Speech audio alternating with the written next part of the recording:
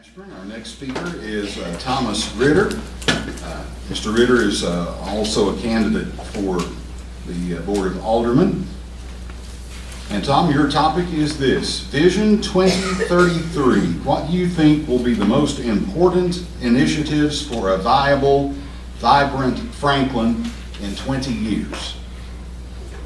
Well, I've got the easiest question of the bunch. I'm feeling a little bit kind of like a meteorologist. I can't be wrong. It might rain, it might not, 50-50 chance. But me trying to foresee what's going to happen in 20 years, all of these questions that we've been asked, and you've seen all four of them now, come to the same answers. Every piece of it comes, what are we going to do? How do we survive? There's not a business in town that is thriving. I am very, very concerned when I drive up and down the streets that businesses aren't being able to make it. And what do? I've had business owners come to me that they can't get qualified engineers and such to come here. What I'm hoping to have, and I'll get to what my vision, how I get to that vision in just a minute, but we talk about taxes, we talk about this whole election, and I think nationwide it's about fiscal responsibility. I don't think any of us in here are concerned about, honestly, what we're paying for taxes, as long as it's going to where it needs to go. We need to spend money on certain things, whether it's water and sewer expansion, whether it's the nonprofits. We need to spend money on certain things. It's just a matter of, if you're going to take my money, I want it to go where it goes. I don't want to send money to Raleigh and then have them come and tell us that we've got a shortfall on our school board. We've done what we're supposed to do. We shouldn't be paying twice. I've got clients that are businessmen. We need to create clean businesses here. We need to create something, and I've got a vision that happens to involve Angel Medical Center. I came here from the north. There's a city up there that you may or may not have heard of, Rochester, Minnesota. That entire town of 100,000 people is based upon Rochester Mayo Clinic. If we did expand Angel Medical Center somewhere over the course of time, we've got trails, we've got therapy, we've got all sorts of things that are a piece of this community, that are a piece of this family. And one thing that we're looking at is, we got to look at this thing as we are a family. You talk about the coordination between the county and the town. You know, we are too small to have two different entities fighting each other. We should be nonpartisan all the way across the board. Honestly, I am tired of 5-to-1 votes on the town board. I am tired of 3-to-2 votes on the county commission.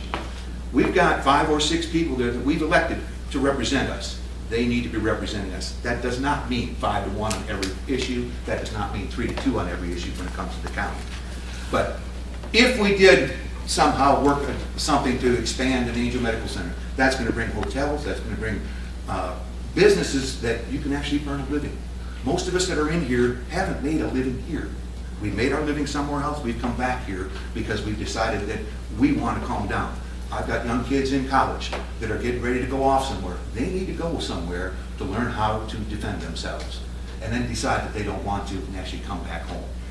We don't have a place for those kids graduating from Franklin High School or Western Carolina University that they can actually come and stay here and earn a business and become part of it.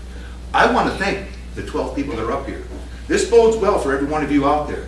You've got 12 people up here, 2 mayors, 10 alderman candidates that want to see a change. They want this thing to survive. They want this thing to progress. We all want that. And I think we're headed toward that direction regardless of which one gets elected. Please, everybody out there, vote for somebody. Regardless of which one gets elected across this area, you're going to get something that people are interested in. A few years ago, we didn't have candidates for alderman. Now we've got plenty, and you're looking for some change. I think everybody's looking for that. If we create some means that will give us a clean business, clean industry that will allow us to expand, allow us to keep people here, allow us to keep this sense of community, and realize that we're not us versus them, we're county versus town. We are all in this together, and we're all trying to head to the ultimate end. If that did survive, and I don't know of a single person in this room that would be disappointed if our healthcare system, our healthcare capabilities in this community were improved. That might mean expanding, that might be doing a lot of different things, and certainly with an airport that we can't fly in and out of isn't the answer to get people here as a Rochester Mayo Clinic. But nonetheless, what a frightening thought that I could potentially lose an hour and a half of critical time because I've got to go to Asheville to get care. To me, that's unacceptable. Somehow we've got to find a way here. And in 20 years, With the right thinking, hopefully we'll find that way to get that interest here. In terms of economic development, people have got to realize that we're not a town of 5,000 people. We're not a county of 25,000 people. We're a 25,000 person family. And that we are all watching each other's back. That's the reason that every one of you are here, is because of the people. And it's the people that are working together, working towards each other, helping each other wherever possible. That's what we're looking for. And again, I appreciate all that you guys are doing here to be available to be elected. And I appreciate everybody that's put this thing on, and I appreciate you guys coming in to listen to us. Thank you.